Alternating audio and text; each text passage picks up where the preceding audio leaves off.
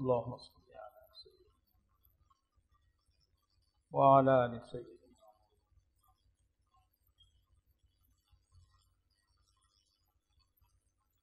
باب مذهب الکسائی فی امالۃ ہاء التانیث فی الوقف. یہی ہے نا؟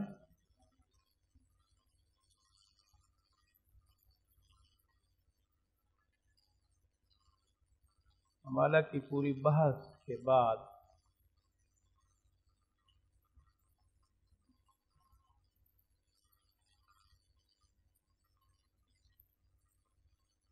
امام کسائی رحمۃ اللہ علیہ تاء تانیث جو وقفاً ہاء سے بدل جاتی ہے،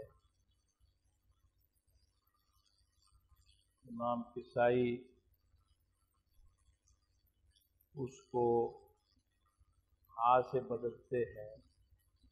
باقی حضرات اگر وہ مدورہ ہو تو ہاء سے بدلتے ہیں، مدورہ نہ ہو تو پھر ہاء سے نہیں بدلتے.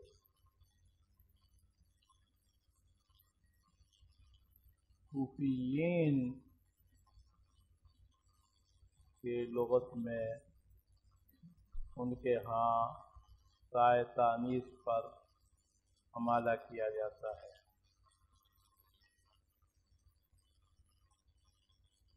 شاطبیہ کے طریق پہ تو فقط شاطبیہ درہ کے طریق پہ امام کسائی رحمۃ اللہ علیہ کے لیے ہے، لیکن طیبہ کے طریق پہ بوجہ امام حمزہ رحمۃ اللہ علیہ کے لیے بھی ہے. یعنی فتح بھی پڑھتے ہیں اور امالہ بھی کرتے ہیں.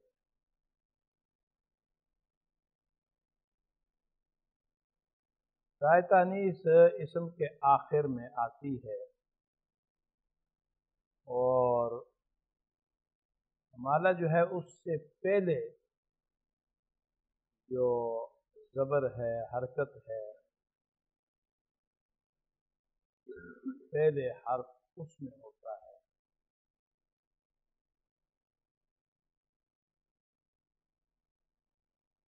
علامہ شاطبی رحمۃ اللہ علیہ نے عنوان جو قائم کیا ہے باب مذہب الکسائی فی امالۃ ہاء التانیث فی الوقف، وقفاً ہاء تانیث کا امالہ. لیکن نیچے جو شعر لائے ہیں اس میں انہوں نے فرمایا وفی ہاء تانیث الوقوف وقبلها ممال الکسائی غیر عشر لیاد.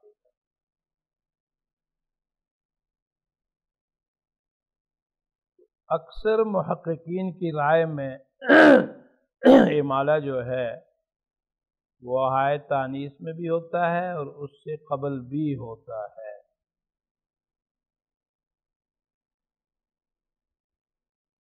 یعنی ما قبل فتحہ اور ہاء دونوں میں امالہ ہے. اور بعض حضرات جو ہیں ان کے ہاں ہاء کا امالہ نہیں ہے. علامہ جابری رحمۃ اللہ علیہ، احوازی، ابو العلا، یہ حضرات کہتے ہیں کہ ہاء کا امالہ نہیں ہوتا ہے. لیکن اس میں شک نہیں ہے کہ ہاء میں قدر ضعف آ جاتا ہے. جب ہاء تانیث پر امالہ کرتے ہیں تو لعبرہ، اب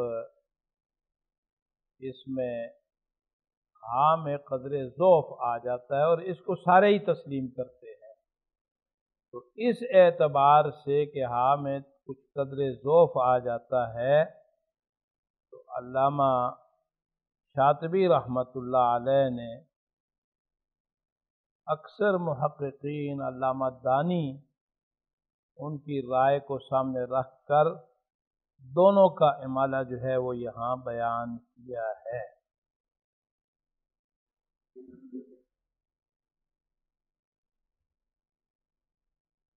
فرماتے ہیں وفی ہائے تانیس الوقوف وقبلہ،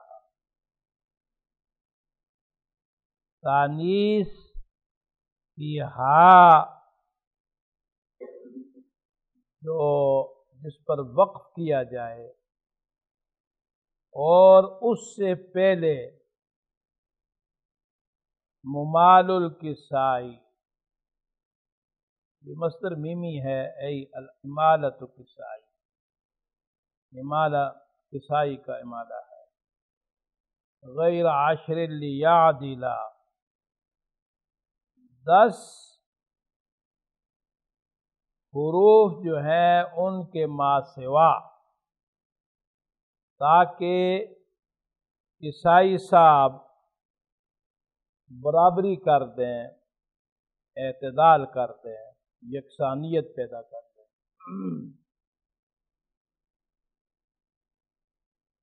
اب ان 10 حروف کو آگے شعر میں بیان کریں گے۔ خص ضغط قل،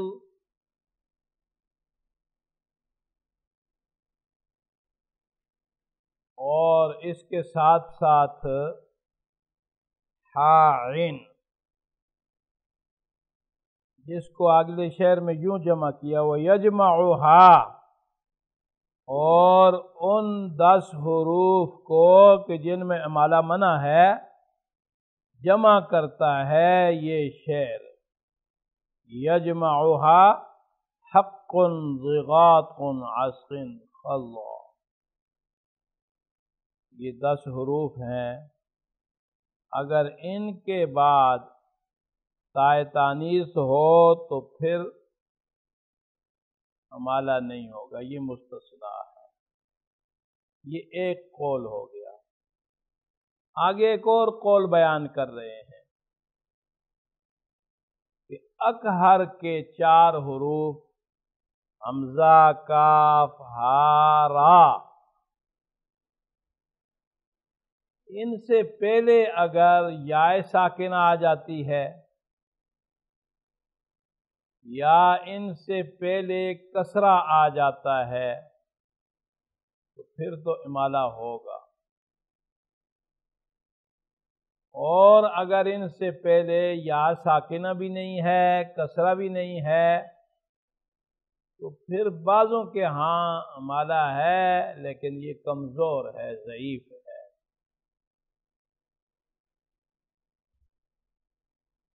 اس کے بعد ایک اور قول بیان کیا ہے، آخر میں اس کو لائے ہیں، وہ یہ ہے کہ الف کے سوا اگر تائے تانیث سے پہلے الف ہو، الصلاۃ، الزکاۃ، تو پھر تو امالہ نہیں ہوگا، اور باقی سارے حروف جو ہیں ان میں سے کوئی بھی مستثنیٰ نہیں ہے۔ اب شعر کو پڑھ لیں پھر میں بات سمجھاتا ہوں۔ وَأَكْهَرُ بَعْدَ الْيَاءِ يُسْكَنُ يَسْكُنُ مُيِّلًا أَوِ الْكَسْرِ، اکہر کے 4 حروف یائے ساکنہ کے بعد ہوں، بعد الیا یسکنو، یا کے بعد ہوں جو ساکن کی گئی ہے، اول کسر یا کسرہ کے بعد ہوں، میلا تو کسائی صاحب کے لیے امالہ کیا گیا۔ اب مثلا الایکہ، اب کاف آ گیا، اس سے پہلے یا ساکنہ آ گئی ہے۔ کہیئہ، حمزہ آ گیا ہے، اس سے پہلے یا ساکنہ آ گئی ہے۔ لکبیرہ، اب اس میں امالہ کریں گے لکبیرہ۔ اسی طرح کسرہ اگر آ جاتا ہے فئہ، المؤتفقہ، اسی طرح آلہہ، الآخرہ، ما قبل را کے ما قبل حرف جو ہے وہ مکسور ہے، اب را مفتوحہ جو ہے اس کا امالہ کیا جاتا ہے۔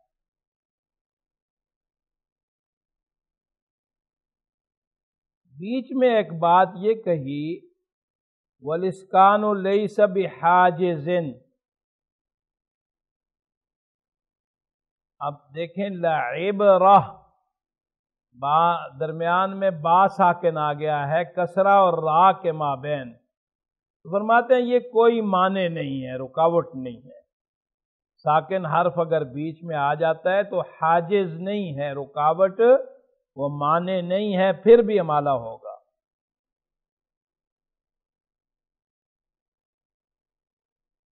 اور وَيَضْعُفُ بَعْدَ الْفَتْحِ وَالضَّمِّ أَرْجُلًا،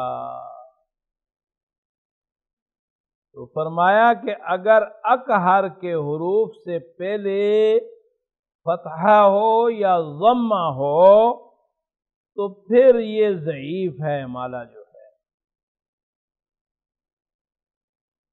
یضعف ارجلا، پاؤں کے اعتبار سے، قوت کے اعتبار سے یہ ضعیف ہے، کمزور ہے۔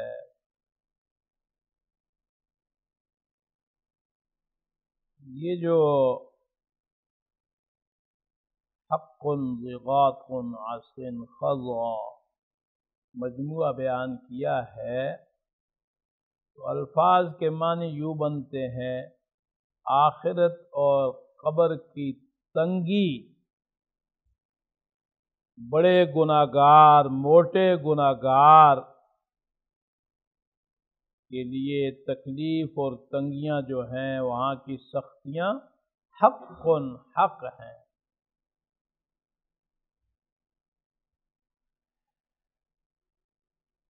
نیچے مثالیں دی ہیں، مثالوں میں آپ غور کریں گے تو بات واضح ہو جائے گی۔ لعبرہ،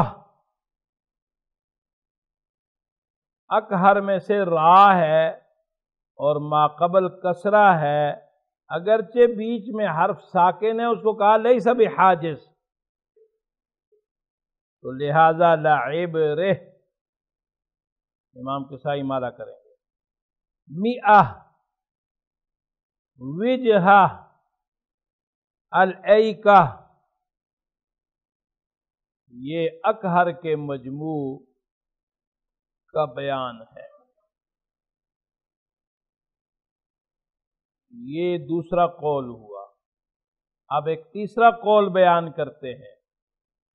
وَبَعْضُهُمْ سِوَى أَلِفٍ عِنْدَ الْكِسَائِيِ مَيَّلًا، بعض ائمہ کرام نے، بعض ناقلین نے الف کے سوا، باقی کسی کو مستثنا نہیں کیا ہے، الف کے سوا کسائی کے لیے باقی سب حروف اگر تائے تانیث سے پہلے ہوں تو امالہ کیا ہے۔ اور یہ باتیں دونوں درست ہیں۔ یہ علامہ دانی رحمت اللہ علیہ کا پہلا قول بھی ناظم نے بیان کیا، اور یہ مختار ہے تفصیل والا قول۔ یہ تو تفصیل نہیں ہے نا کہ الف ہو الصلاۃ الزکوٰۃ تو امالہ نہیں کریں گے، یہ تو مختصر بات ہوئی، باقی تو سارے حروف ہوں گے تو امالہ کریں گے۔ تفصیل والا جو پہلے قول بیان کیے ہیں وہ مختار اور پسندیدہ ہیں۔ علامہ دانی نے ابو الحسن رحمت اللہ علیہ سے اسی کو پڑھا ہے، تفصیل والے قول کو۔ اگرچہ علامہ دانی نے ابوالفتح سے یہ دوسرا قول الف کو استثناء کر کے باقی سب حروف میں جو ہے اگر ما قبل ہیں تو مالا کیا ہے. ساری بحث کا نچوڑ اور خلاصہ یہ ہے فَجِسْتُ زَيْنَبٍ لِزَوْدِ شَمْسٍ، یہ حروف جو ہے یہ اگر فَجِسْتُ زَيْنَبَ لِزَوْدِ شَمْسٍ اگر تائے تانیث سے پہلے ہیں تو سب کے نزدیک امالہ کیا جائے گا.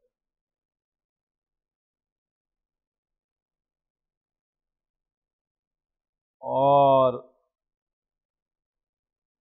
اگر یہ 10 حروف جو بیان کیے ہیں جن کو حق ضغاط عصر قضا میں جمع کیا ہے،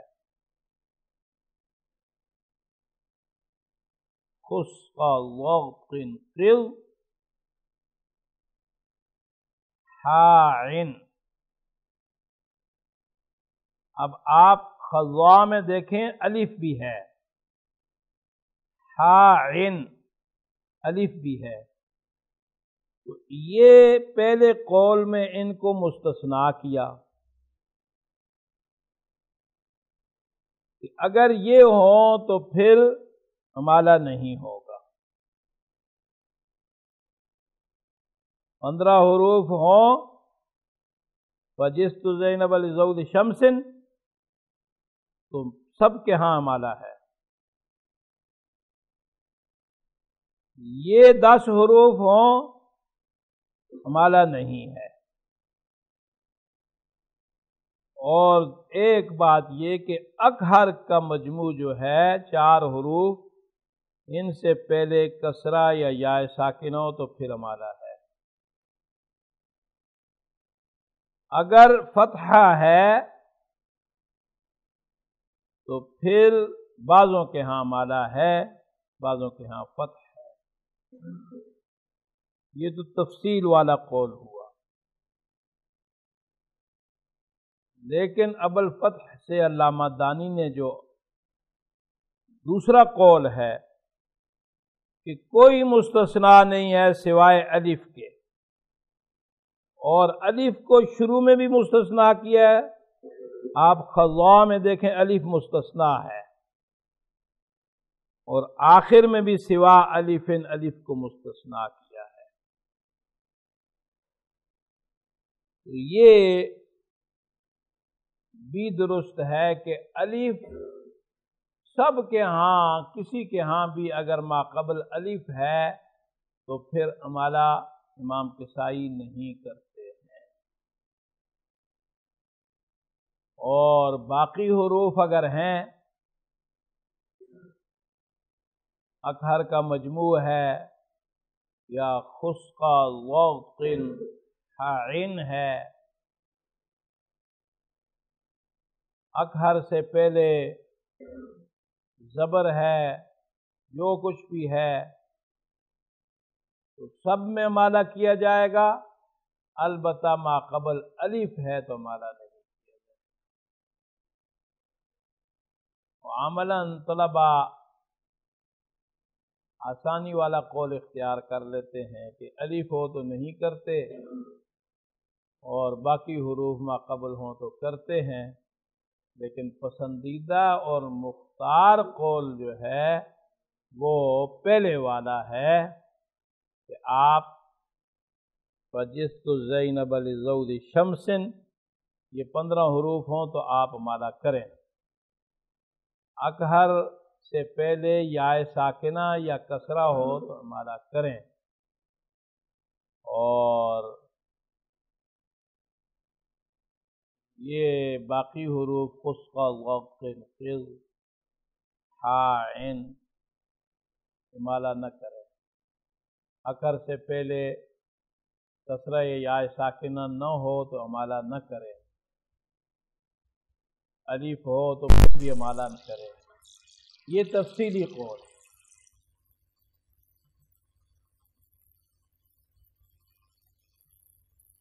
اس کے بعد کیونکہ 2 دن سبق نہیں ہوا، اگلا باب بھی پڑھا دیتا ہوں جی۔ باب مذاہبہم فی الراءات، را کی تفخیم و ترقیق کے قراء کے قواعد کے بیان میں۔ را تو ایک حرف ہے، لیکن اس کے احوال، حالتیں جدا جدا ہیں۔ کبھی مفتوح ہے، مکسور ہے، مضموم ہے، ساکن ہے، ما قبل مفتوح، مضموم، مکسور، یا تو ان حالات، ان قواعد کو سامنے رکھ کر جمع لے آئے ہیں راءات۔ یہ قواعد را کے آپ نے تفخیم اور ترقیق کے تجوید کی کتابوں میں پڑھے ہیں کہ را کی 2 حالتیں ہیں۔ علامہ جزیر رحمۃ اللہ علیہ نے اختصار کے ساتھ مقدمۃ الجزریہ میں قواعد بیان کیے ہیں اور آپ پڑھ چکے ہیں اسے۔ را یا متحرک ہوتی ہے یا ساکن ہوتی ہے۔ را متحرک اپنی حرکت کے اعتبار سے پڑھی جاتی ہے۔ مفتوح مضموم ہو تو پر، مکسور ہو تو باریک۔ اسی طرح اگر مفتوح منون ہے، مضموم منون ہے تو پر ہوگی، مکسور منون ہے تو باریک ہوگی۔ اسی طرح اگر وقفاً اس پہ آپ روم و اشمام کرتے ہیں تو روم کی حالت میں، اشمام میں تو ساکن ہو جاتی ہے اور وہ ساکن را کے حکم میں ہو جائے گی، لیکن اشمام میں، روم میں وہ متحرک کے حکم میں ہوتی ہے۔ اور اگر ضمہ میں روم کریں گے تو پر پڑھیں گے، کسرہ میں روم کریں گے تو باریک پڑھیں گے۔ اسی طرح ایک را مشدد ہوتی ہے تو مشدد را کا بھی یہی حکم ہے کہ اگر مفتوح مضموم ہے تو پر ہوگی، مفخم ہوگی، مکسور ہے من شر تو مرقق ہوگی، باریک ہوگی۔ اب دوسری قسم را کی کہ را ساکنہ۔ اب رائے ساکنہ جو ہے اس کو آپ ماقبل کی حرکت کے تابع پڑھیں گے۔ ماقبل مفتوح مضموم ہے تو پر، ماقبل مکسور ہے تو باریک۔ اگر ماقبل حرف ساکن ہے، اس سے ماقبل اگر مفتوح مضموم ہے تو پر، مکسور ہے تو باریک۔ اور اگر یائے ساکنہ ہو تو یائے ساکنہ 2 کسروں سے پیدا ہوتی ہے، وہ بدرجہ اتم باریک پڑ جائے۔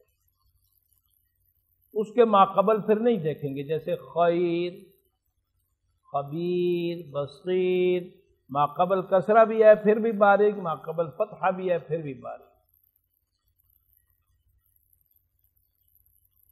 البتہ رائے ساکنہ سے پہلے جو کسرہ ہوتا ہے، اس کسرے کو دیکھنا پڑتا ہے کہ یہ کسرہ عارضی تو نہیں ہے، یا کسرہ اور را ساکن 2 کلموں میں تو نہیں ہے، کسرہ منفصل تو نہیں ہے۔ تو اگر کسرہ منفصل ہے تو پھر تو را کو پر پڑھیں گے، اور عارضی ہے تو پھر بھی۔ اب رب ارجعون، رب کا کسرہ اصلی ہے لیکن رب جدا کلمہ ہے اور آگے ارجعون جدا کلمہ ہے، باریک پر پڑی جائے گی، یہ باریک نہیں را جو ہے اس کو پر پڑھیں گے، باریک نہیں پڑھیں گے، اس لیے کہ کسرہ اب اس کا سبب، دوسرا کسرہ سبب نہیں بنا۔ امیر تابو، یہ کسرہ منفصلہ بھی ہے اور کسرہ عارضی بھی ہے۔ عارضی اس لیے ہے کہ اصل کلمہ کیا ہے؟ اسی طرح انرتبتم، اصل کلمہ کیا ہے؟ سکون اس کا لازمی ہے، لیکن اب اس پر جو حرکت آئی ہے وَلَقَدِ اسْتُهْزِئَ، جس طرح عارضی حرکت التقاء ساکنین کی وجہ سے آئی ہے، تو اسی طرح امیر تابو میں بھی التقاء ساکنین کی وجہ سے یہ حرکت آ گئی ہے۔ تو یہ جو کسرہ ہے یہ منفصل بھی ہے اور کسرہ عارضی بھی ہے۔ بعض جگہوں میں کسرہ لازمی ہوگا، اصلی ہوگا لیکن منفصل ہوگا، کلمے دو ہوں گے۔ بعض جگہوں میں کسرہ بھی عارضی ہوگا اور منفصل بھی ہوگا۔ اب اگر کسرہ متصل ہے فرعون کی طرح، اصلی بھی ہے شرعتن فرعون، تو را باریک ہے، لیکن اگر بعد میں مستعلیہ حرف آ گئے تو استعلاء کے حرف کی وجہ سے اس میں تفخیم آ جائے گی، جس طرح فرقہ،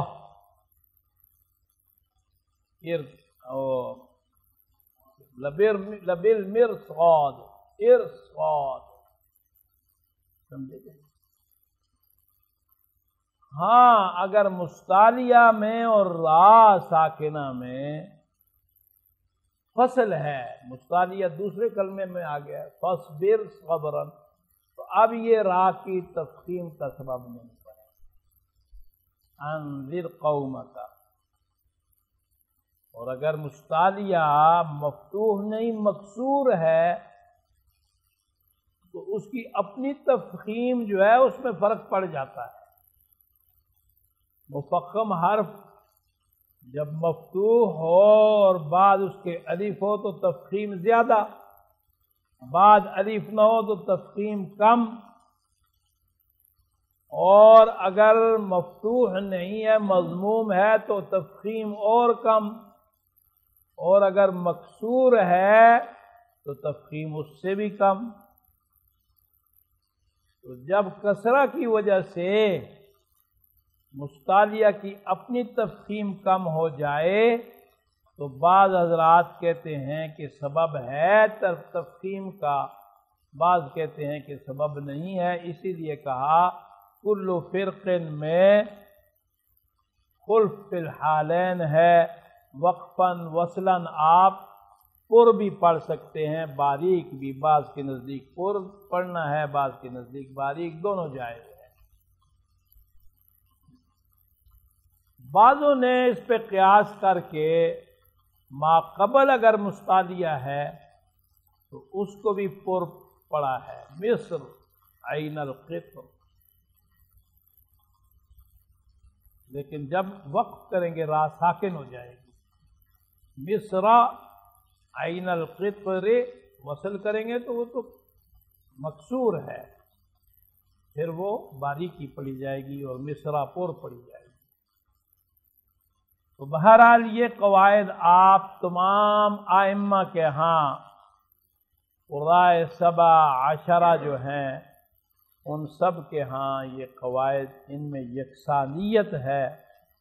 البتہ سورہ فجر میں واللیل اذا یسر، اس میں بعض ائمہ جو ہیں وہ چونکہ یہ یسری ہے تو اس کی ترقیق کا بھی قائل ہوئے ہیں، لیکن باقی قواعد سب یکساں ہیں۔ فرق ہے امام ورش کی قرات میں کہ وہ دوسرے ائمہ کے برعکس بعض جگہ را کو پر پڑھتے اور اسے اس باب میں بیان کر رہے ہیں۔ فرمایا ورقق ورش كل راء وقبلها مسكنة ياء اول کسرو موصلا۔ ورش صاحب نے ہر اس را کو باریک پڑھا ہے اس حال میں کہ اس سے پہلے یا ساکنہ ہو یا اس سے پہلے کسرہ متصل ہو، موصل۔ منفصل ہو تو نہیں، کسرہ عارضی ہو تو نہیں، کسرہ متصل ہونا ضروری ہے۔ اسی لیے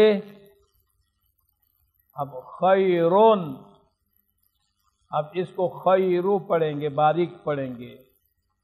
غیرہ، غیرو باریک پڑھیں گے کہ ما قبل یا ساکنہ آ گئی ہے۔ اور لرسول، یہاں را کو پر ہی پڑھیں گے اس لیے کہ لام جو ہے یہ جدا کلمہ ہے، بربہم با جارا ہے، جدا کلمہ ہے، تو اس کو اس کے فتحہ کی وجہ سے پر ہی پڑھیں گے، باریک نہیں پڑھیں گے۔ آگے پھر یہ بات فرمائی کہ اگر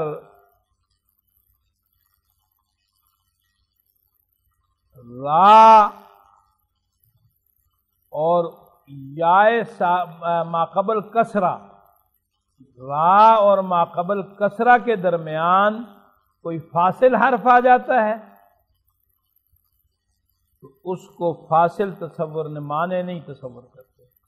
وَلَمْ يَرَ فَصْلًا سَاكِنًا بَعْدَ كَسْرَةٍ، کسرہ کے بعد را مفتوحہ مضمومہ اور ماقبل کسرہ کے مابین کوئی اور حرف ساکن آ گیا ہے،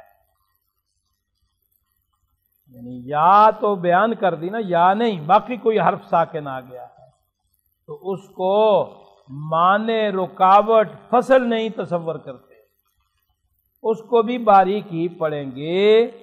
البتہ سوا حرف الاستعلاء سوا الخاف کملا، حروف مستعلیہ کے سوا، مستعلیہ اگر بیچ میں ساکن آ جائے لیکن پھر مستثنا سے مستثنا کیا، حروف مستعلیہ کے سوا اور مستعلیہ میں سے خا کو نکال دیا، خا کے سوا، فکملا، پس وہ اس نے کامل کر دیا ہے اپنی قرات کی وجوہ کو۔ لعبرۃ، اس طرح اجرا، اب اس میں را میں ترقیق ہی ہوگی، ذکرہ را میں ترقیق ہی ہوگی، بیچ میں حرف ساکن کو فاصل تصور نہیں کریں گے۔ البتہ وقرن، قاف آ گیا ہے مستعلیہ تو را پر ہی ہوگی، اس یہ فاصل ہے۔ فطرت، را پر ہوگی، اب اس کسرہ کی وجہ سے را کو باریک نہیں پڑھیں گے۔ ہاں خا اگر ہو ساکن تو پھر را کو باریک ہی پڑھیں گے، جیسے اخراجن، اخراجن، را کو باریک ہی پڑھیں گے۔ یہاں تک یہ قاعدہ مکمل ہو گیا جو آپ کے ذہن میں ذہن نشین ہو گیا ہے کہ مستعلیہ میں سے 5 حروف اگر ساکن ہیں را مفتوحہ مضمومہ سے پہلے تو پھر آپ پر ہی پڑھیں گے اگر ماقبل کسرہ بھی ہے۔ البتہ ایک حرف خا جو ہے وہ مستثنا نہیں ہے، اگر وہ ساکن ہوگا تو پھر آپ را کو باریک پڑھیں گے۔ ان کے علاوہ اگر را اور کسرہ کے مابین کوئی اور حرف ساکن ہے تو وہ رکاوٹ نہیں ہے را کی ترقیق کے لیے را کو باریک پڑھیں گے۔ اس قاعدہ کے بعد آگے فرماتے ہیں وَفَخَّمَهَا فِي الْأَعْجَمِيِّ وَفِي إِرَمٍ، عجمی کلمات جو عربیت میں استعمال ہوئے، قرآن میں استعمال ہوئے، ابراہیم، اسرائیل، عمران، تو ان کو بھی پر ہی پڑھیں گے۔ اور تیسری بات یہ کہی وَتَقْرِيرِهَا حَتَّى يُرَى مُتَعَدِّدًا، را کے مکرر آنے کی وجہ سے بھی پر ہی پڑھیں گے تاکہ را دونوں جو ہیں وہ یکساں ہو جائیں، متعدل، برابر ہو جائیں۔ اب مثلا مدرارن،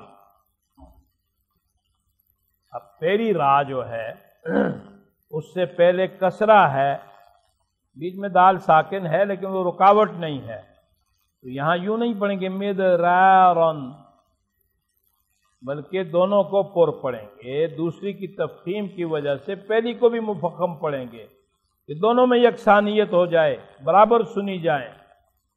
فرارا، اسی طرح الفرار، ضرار، تو دونوں کی یکسانیت کے لیے اس میں بھی پر ہی پڑے گے، یعنی پہلی باوجود قاعدہ ہونے کے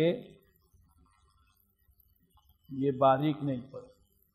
ارم میں کیونکہ بعض حضرات نے یہ بھی کہا کہ یہ عجمی نہیں ہے،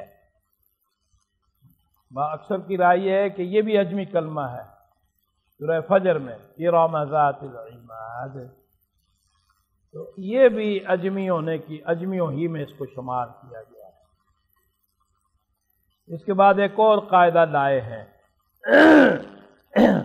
فعلاً کے وزن پر را آ جائے تو اس کی تفخیم اور ترقیق، فرماتے ہیں وَتَفْخِيمُهُ ذِكْرًا وَسِتْرًا وَبَابُهُ، باب اس کا کیا ہے؟ فعلاً، ذکراً، ستراً، وزراً، حجراً، سحراً، امراً، اس وزن کے جتنے کلمات بھی ہیں فرماتے ہیں کہ ان ورش نے اس کے باب میں ذکراً ستراً اور اس کے باب میں تفخیم کی ہے۔ لدا جلت الاصحاب عامر ارسلا، فرماتے ہیں باریک پڑھنے کے مقابلہ میں پر پڑا ہے جو بڑی قدر والے اصحاب ہیں، جلت الاصحاب، عظیم جو ائمہ ہیں، ان کے نزدیک منزلوں کے اعتبار سے زیادہ آباد ہے، تو یہاں جو اس کو اعمرو منزلوں کے اعتبار سے زیادہ آباد کہہ دیا تو ترجیح بیان کر دی کہ فعلاً کے وزن پر جو کلمات آئیں گے را والے تو ان میں تفخیم بہتر ہے، البتہ ترقیق بھی جائز ہے۔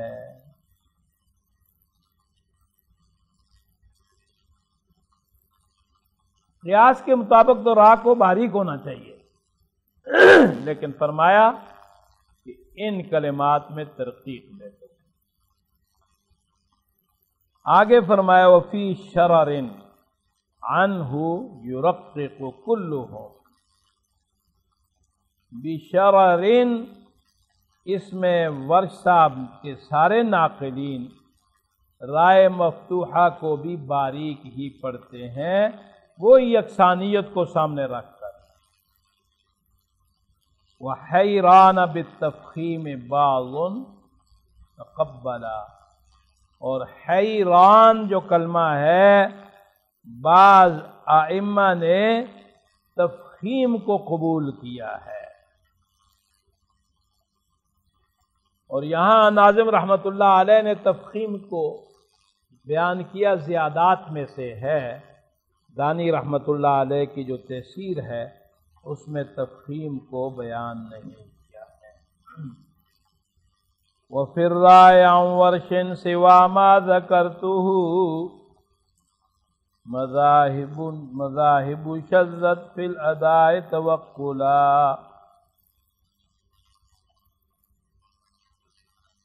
فرماتے ہیں کہ را کے بارے میں ورش صاحب کے سے جو قواعد میں نے بیان کیے ہیں، ما ذکرتہ، سوا ان کے ما سوا اور بھی بہت سے مذاہب ہیں، اور بھی بہت سے قواعد لوگوں نے بیان کیے ہیں، لیکن وہ ادا میں منقول ہونے کے اعتبار سے شاذ ہو گئے، توقل کے اعتبار سے وہ شاذ ہیں۔ توقل فی الجبل ای صعد، شذ توقلا ای شذ ارتفاعها فی طرق الادا۔ اس لیے ان قواعد کو آپ جو ہے اختیار نہیں کریں گے جو یہاں بیان ہوئے ہیں، آپ انہی پہ عمل کریں گے، ان کے ما سوا باقی جو ہیں ان کو آپ نہیں لیں گے، اس لیے کہ وہ روایتاً کمزور ہے۔ یہاں را کی ساری بحث کو مکمل کر دیا ہے، اور اب انشاءاللہ کتاب کے اصول ختم کے قریب ہیں۔ آپ کو میں نے کہا تھا یہ جو شرح ہے اس میں نے ترجیحی اقوال لکھے ہیں، بہت اختصار بھی ہے لیکن تشنگی نہیں رہتی ہے، تو اس لیے آپ وہاں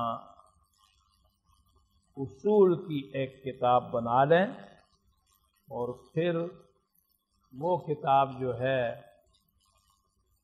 USB ان کو دے دیں یا یہ نکال لیں، پھر بازار سے اچھی خوبصورت کر کے کتابیں بنا دیں گے اور اس کی جلد بھی بن جائے گی۔ جن کے پاس پیسے ہیں تو یہ کتاب جو ہے وہ حاصل کر لیں۔